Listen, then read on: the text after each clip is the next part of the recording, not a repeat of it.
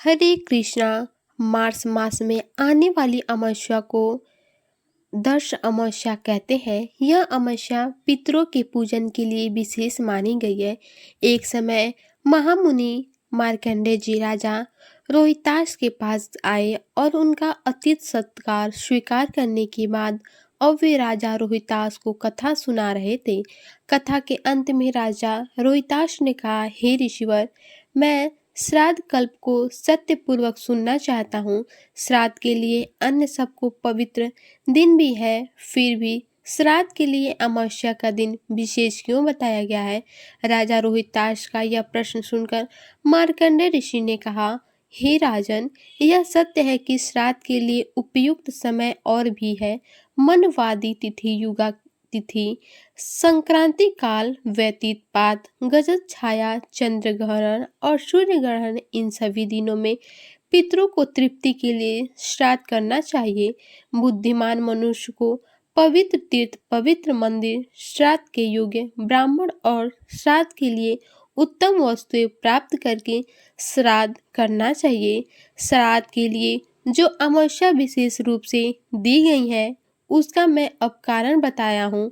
सूर्य की हजारों किरणों में सबसे प्रमुख किरण को अमावस्या कहते हैं।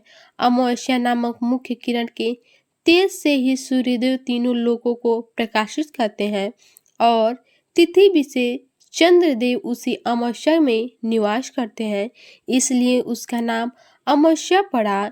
इसलिए अमावस्या हर धार्मिक कार्य का अच्छा फल देती है। श्राद्ध कर्म में इसका विशेष महत्व है। विद्वान व्यक्ति को अमावस्या के लिए श्राद्ध और तर्पण करने चाहिए। भूख से व्याकुल पितृगण श्राद्ध समाप्ति की आशा में अमावस्या तिथि के दिन की प्रतीक्षा करते रहते हैं। जो अमावस्या के दिन जल और फल से भी श्राद्ध करते हैं उसके पितृ भी तृप्त हो जाते हैं और उसके सारे पाप नष्ट हो जाते हैं।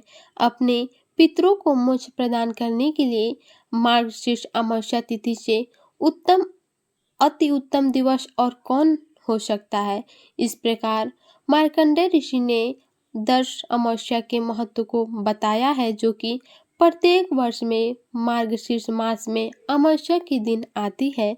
इस बार यह दर्श अमावस्या या मार्गशीर्ष मास की विशेष अमावस्या 1 दिसंबर रविवार को आ रही। तो चलिए आज की इस मार्गशीर्ष मास विशेष दर्श अमावस्या के उपलक्ष्य में उससे जुड़ी हुई एक पौराणिक कथा का श्रवण करते हैं। प्राचीन कथा के अनुसार प्राचीन समय में धर्मवर नाम के एक ब्राह्मण थे।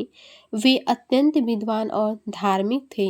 अपना अधिकांश समय भगवान की भक्ति और धार्मिक गतिविधियों में ही व्यतीत करते थे।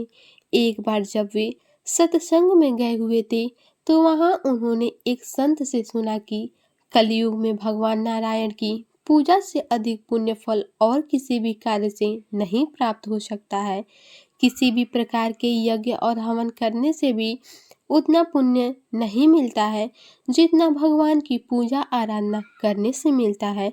उस संत की यह बात धर्मवर ब्राह्मण के मन में घर कर गई और इसलिए उन्होंने भगवान नारायण की पूजा अर्चना करना आरंभ किया। भगवान श्री हरि की पूजा आराधना करते हुए तीर्थ यात्रा पर निकल गए और एक तपस्वी का जीवन जीने लगे। तब धर्मवर घूमते घूमते पितृलोक पहुँचे। वहां उन्होंने अपने पितरों की अत्यंत दुखी देखा। अन्य पूर्वजों ने धर्मवर को बताया कि उनकी यह स्थिति त्याग के कारण हुई है।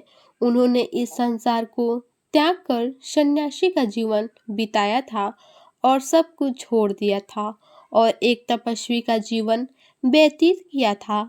इसलिए उनकी तृप्ति के लिए अब कोई भी पिंडदान करने के लिए नहीं बचा था और इसलिए वह इस नरक में यातना भुगत रहे हैं और दुखी हैं।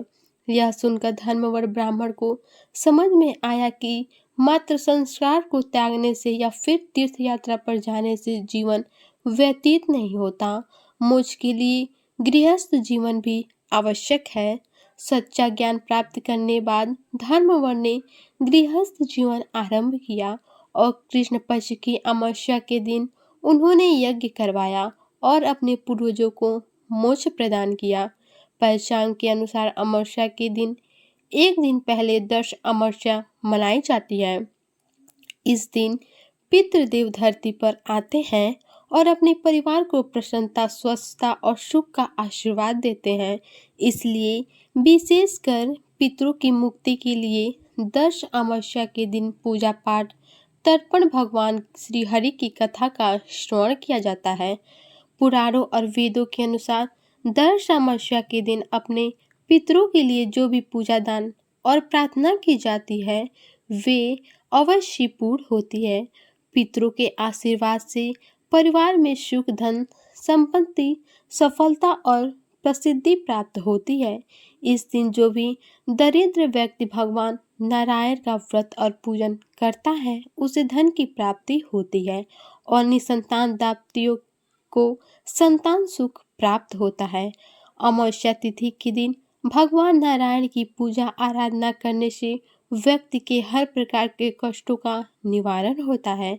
अमावस्या के दिन ग्रहों की अतिरिक्त ऊर्जा, नकारात्मक कीड़े मनुष्य पर बुरा प्रभाव डालती हैं और इसका अन्य प्रभाव मनुष्य के स्वभाव में भी बदलाव लाता है, जैसे कि मानसिक बीमारी, चिड़चिड़ापन, क्रोध आदि देखने को मिलता है। इसलिए दर्श अमावस्या के दिन चंद्रदेव के दर्शन नहीं होते।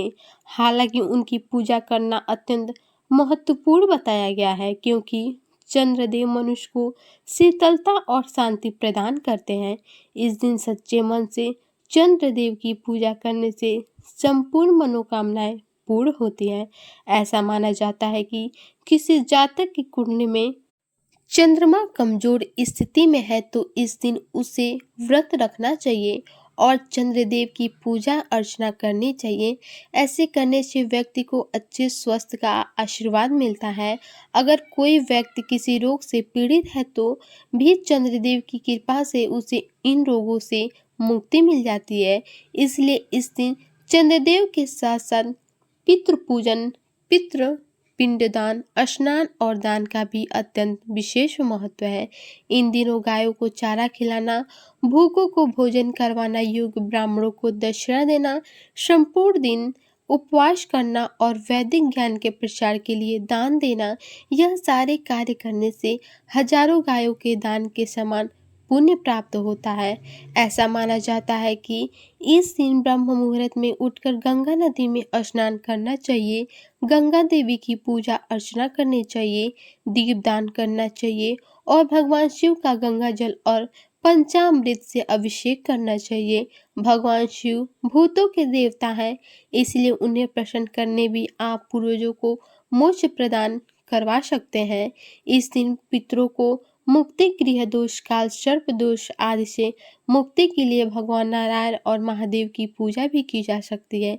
यह दिन अत्यंत पवित्र और फलदायी माना गया है, इसलिए इस दिन किसी के प्रकार के तामसिक भोजन का स्वीकार नहीं करना चाहिए, किसी भी प्रकार का नशा नहीं करना चाहिए।